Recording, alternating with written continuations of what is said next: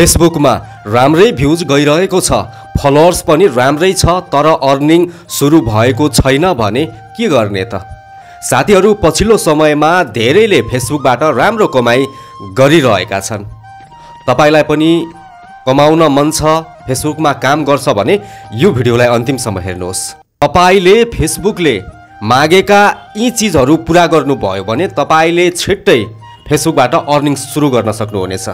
त्यो के हो भने भिडियो प्रत्येक दिन हाल्नुहोस्। प्रत्येक दिन तपाईले 4-5 वटा भिडियो अपलोड गर्नुहोस्, स्ट्याटस लेख्नुहोस्, फोटोहरू हाल्नुहोस्, कन्टेन्ट बनाउनुहोस्। सबैभन्दा मेन कुरो त कुन आधारमा तपाईले कन्टेन्ट बनाउने त ओरिजिनल कन्टेन्ट बनाउनुहोस्।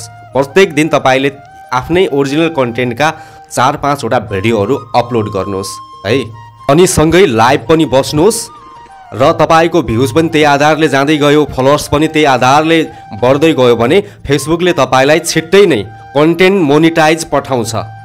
कन्टेन्ट मोनिटाइज तपाईको आयो भने, सेटअप भयो भने तपाईले ब्याङ्क अकाउन्ट हाल्नु होला, त्यसपछि तपाईले अर्निङ गर्न सक्नुहुनेछ।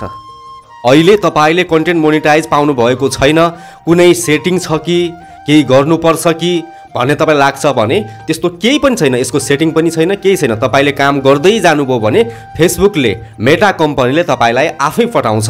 त्यो तपाईले सेटअप गर्नुपर्ने हुन्छ, त्यति नै हो। मैले पनि अहिले फेसबुकबाट राम्रो कमाई गरिरहेको छु। मैले लगभग 40,000 भन्दा ओभर फलोअर्स बनाएर है, भिडियोहरू मिलियन भ्युजमा कमाएर अनि मात्रै कन्टेन्ट मोनिटाइज मिलेको हो।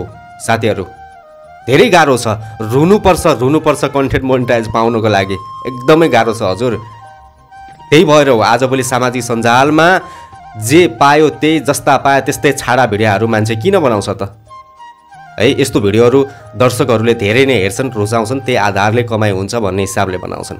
तपाईलाई पनि फेसबुक सम्बन्धी जानकारी लिनु छ भने मलाई म्यासेज गर्नु होला। भिडियोलाई जति सकिन्छ सेयर पनि गरिदिनु होला है त।